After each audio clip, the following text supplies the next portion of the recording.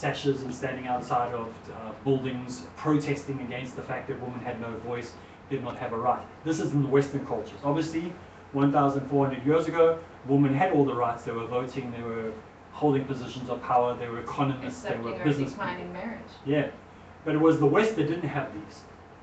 Saudi Arabia had these, believe it or not. Yemen had these. Syria had these. These are already part of the lifestyle of the time.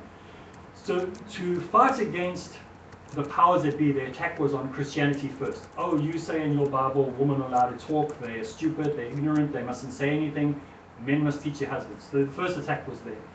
Then they started attacking Judaism, the same movement. And then they realized, hey, wait, here's an interesting little thing. There's this young woman who marries this older man. But it wasn't an issue. It had never been an issue. Even the person who narrates almost a quarter of, or maybe even a third of the narrations that we have, the hadiths that we have, came from her. Came from Aisha, may Allah be pleased with her. She had plenty of opportunity to say how bad he was, or how wrong this was, or how this was frowned in the community. She never mentioned that once. No one ever mentions it.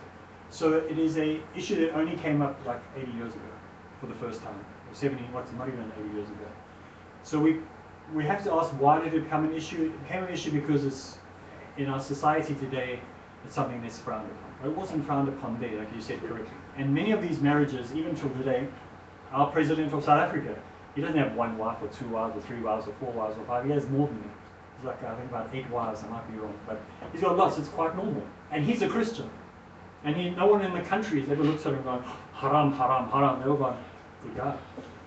No, it's not, they don't go good guy because it's part of the culture. It's just accepted that way. And no one ever looks upon it as something strange. Or, I mean, I've never heard any priest in South Africa, whether he's a born-again priest or anyone, or a rabbi, or anyone stand up and say haram, because it's normal.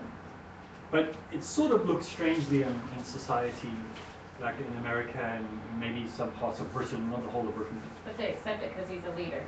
Yeah, but it's not even if your next door neighbor had 5 wives in South Africa, no one would have a problem with it. It doesn't even, it's not a problem. It's never been an issue.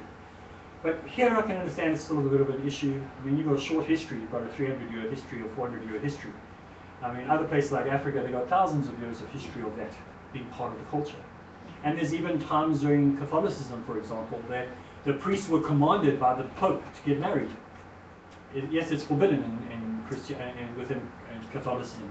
But there was a time where the number of the culture in that group was so declining that they forced the priests to have more than one wife.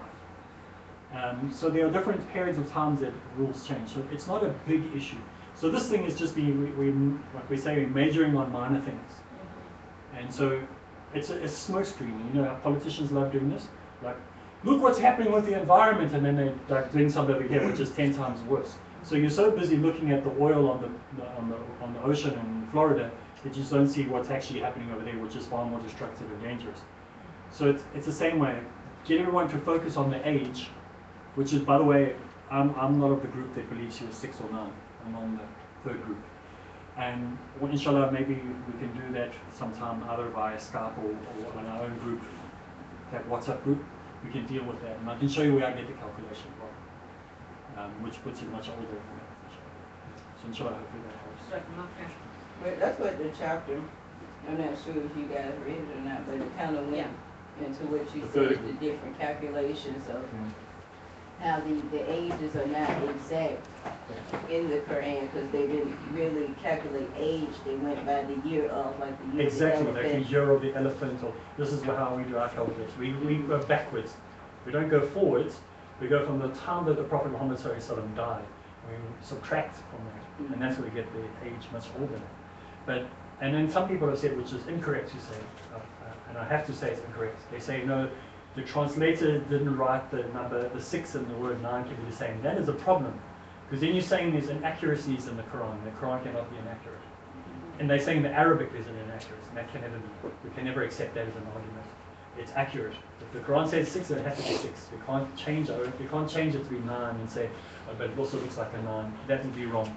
But I would just say the Quran has to be perfect. It's us that is imperfect. I would just say that you gotta be. Being a new Muslim is there's some things, there's some habits you gotta get rid of. You can't and Muslims, I think, have a tendency to fall into this. You cannot look, or you can't peer through the glass of the Western world 21st century Europe. and hold the ruler that they use and use it to measure the validity of the Quran or the Prophet, peace be upon him, or the the significance of because if you hold the standard of Islam but using the standard of the Western world, it'll always fail. So I mean, you can't judge your religion Man based is on the morality, Yes. right, of Man society. is imperfect, You the can't do it. Quran is perfect, You can't- and the you can't- message of Despite Allah is how perfect. You many can't project your own. Hollywood stars Yes. say that you should look at the world this way, or you should accept this group of people for that, or If you know. follow them now, you'll be following them Yeah. later. Don't Just preach- keep that in yeah. mind. It's the same Be with careful. It's the same with somebody. It's like if you visit someone's house, you can't project your own American or South African or Syrian or whatever onto that home. That's Yeah. their tradition, their customs. You have to absorb their customs. Not to mention their customs and their so-called sense of morality shifts like a leaf in the wind. Yeah. Right. Based on who's the most popular person and What what the their trend is of opinion the is, day. what the trend is. Yeah, Everybody was basically. all So- about Bieber until he got caught doing some bad stuff. Now Right. he's the worst person ever. Right, they're all over the place. They're Yeah. topsy Still a turvy, believer. so you can't live your life. You'll be crazy. Yeah. You'll be in the same person. You get that, Okay. Cam? Very good point. I appreciate that. I want to mainly discuss when Prophet Muhammad ﷺ went on Hajj and when he did his last speech, and how he was explaining that he was giving the message that have I not given you the rules of your religion? Yes, indeed. Have I not explained to you each aspect I'm supposed to have delivered to you? Yes, you did.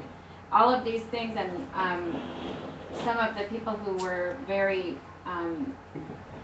knowledgeable or had a wisdom about them, and we know them to be the closest of the Sahaba to the Prophet Muhammad ﷺ. Ahmad was one of them, and he started, I think it says he was crying, and he said, nothing comes after perfection but imperfection. In other words, everything's been perfected, I've completed it, now comes the loss. And it'll be up to us to continue doing our job to keep our religion where it's supposed to be. And that's the reason that we're supposed to be so, it's a requirement on us to seek knowledge and to be stronger and continue with our religion and our ibadah, our worship. Yeah, go. No. Was Ahmed saying I'm done finally and I'm leaving? Okay. Yeah, finally. They were in that meeting all this time. Yeah. Then when Prophet Muhammad ﷺ was showing his illness and how he was deteriorating throughout the time and how he took permission from his wives to stay in the house of Aisha radiallahu anha, and how everyone was noticing that he was getting worse and worse, and they were becoming very sad and worried, and they really worried. And of course the loss, expecting the loss of the Prophet Muhammad ﷺ, whom they loved more than they loved their parents and their own selves, their own children. You think about that when you think about losing your loved ones, that they loved him more than that. So they were really anticipating and agonizing over this imminent loss. Yes. Question for you. The book used the terminology that I would sacrifice my parents. Is that, because I know that language, if taken incorrectly, is that like basically saying that I've abandoned the things that my parents taught me, which may have been wrong, and I've Or my parents have left me because I followed this religion. okay. I gave them up by Either accepting or. Islam because Yeah. they took their love from me. Yeah, because I know the wording in that and But my also, it's concern- also a statement that was used at the time of the Prophet Muhammad sallallahu alaihi wasallam among the Arab tribes of, I would sacrifice my parents as much as I love for you, as much as I love you. Right. I would give them away as much as I Affection love you. statement Yes. they used at that time. And in Kind of religion, like- Just to Yeah, show that you they say care so that, much yeah, about yeah. you. Well, see, Kind of what like this- their habit of starting poetry with discussing beautiful women and stuff like that. That even when the poet was talking to Prophet Muhammad sallallahu alaihi wasallam, he was describing beautiful women because he was just taking his shahada. He had but it was his habit, it was normal to describe this situation prior to explaining that he agrees that he is the messenger of God and Allah is one and all of these things. Because my Remember in the concern book where for, it the discusses reason why I that. brought that up was because, new Muslims will read this, and people who are anti-Islam will read this. But we all are sacrificing everything that we knew that was I'm with you. not correct. And that's part of the understanding of Islam is and even what Shahid was explaining a minute ago, is we should give up those notions that we were born with or that we were raised with, that this is not what Islam measures things by. This is not what Islam teaches us.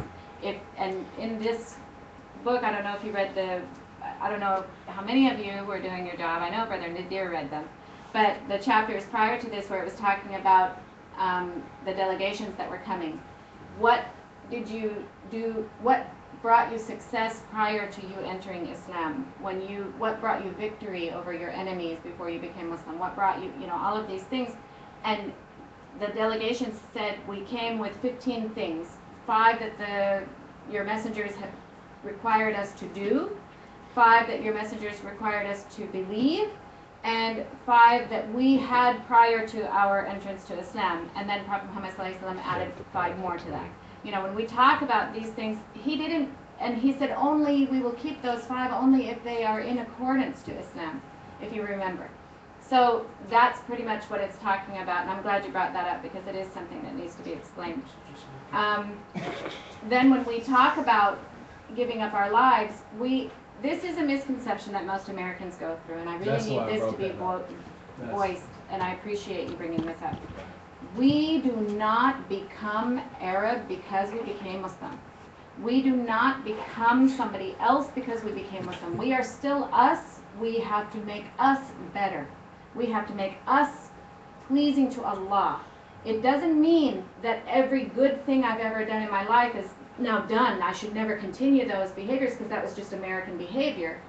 There's nothing wrong with that behavior. If there's nothing that conflicts with the message of Islam, then there's nothing wrong with continuing it. I go to visit my mother once a week. Continue that. That's beautiful. It's a gift. It's wonderful to do that. That's a blessing because Prophet Muhammad sallallahu alaihi wasallam said, be good to your parents. Especially your mom 3 times over. SubhanAllah. We have just things that we say to one another. Good morning. Prophet Muhammad sallallahu alaihi wasallam, on those things, he said, I've brought you something better than that reply or that, introduction. Assalamu alaikum is better than good morning. So on things that weren't bad, we can still make it better. Don't detach yourself from your identity because you became Muslim. Make your identity better than who you were when you became Muslim. And continue to improve on that because even today, in 10 years, I will be a different person, inshallah. Inshallah, I will be a better person in 10 years than I was today. And 10 years ago, I know I'm a better person than I was 10 years ago. That, and I'm sure Yasmin can attest because she's known me that long. So, we have history. And if we look back and we go in retrospect, we should always look like Sister Yasmin was mentioning earlier, in the night we regret what we did in the day, and in the day we regret what we did in the night. We should constantly, not second guess, but introspect. Go inside, look at what you're doing that you should improve on. Say, I could have said that in a better way. I could have responded nicer, or I could have responded in a way that would have been more impactful, more effective. These are things that as you're going through your life, things get better and better. And the only way they can is if you look at what you made a mistake on and recognize it, admit it, and move on. Don't continue. now, nobody should be pointing out every bad thing you ever did, you know, but you should know what you do, because you know yourself better, and you can lie to yourself, but you know your truth too, you know, so, anyway. But then when we look at the time, you know, this is preparation, and remember I talk about preparation. Allah prepares us in different ways throughout our life. I prayed forever not to wash somebody that I knew. Don't let me wash someone I know. Allah, please don't bring me someone that I know. And then it happened. And then subhanAllah, a couple of times later, I was washing my sister. So you don't get from one situation to another just without some preparation. Something has to lead you so that you can handle what you're going to face in the future. Because Allah does not give us more than we can bear. This is His promise to us. So every Prophet Muhammad ﷺ knew that this will affect his community. He knew that it's a big loss. And it, you know, who wouldn't recognize this? You know, before I had surgery, and it was an elective surgery, I wrote letters to my children in case I was the 1% that wouldn't make it through. You know, you prepare. You have to, and it has nothing to do with an ego. It has nothing to do with boasting. It has nothing to do with how great I am. It had everything to do with the love you have for your people, or the people who love you, you know. There's a good lesson for you as to live by for each day, because we were sharing a brother with, when you have a class with him separately, and we were talking about some of the strange stories that were floating around during the time of the Prophet Muhammad ﷺ from the Bedouin. It's a collection of stories that the Sahaba thought were good enough to write down for the future generations to read. They had nothing to do with Islam. They're just stories that the people were using. And what like morals or something. Some of them are random. They just don't make any sense. And there was one that we were looking at today where it's called "And Then He Died." That's what the story is actually called. That's the title. And then he died. And it talks about how this Bedouin was visiting an area, and he heard the story, and so he narrated it. And it's important to follow through with this. And it's only 2 lines long. And it says, "And the king said to him, 'Don't do that.'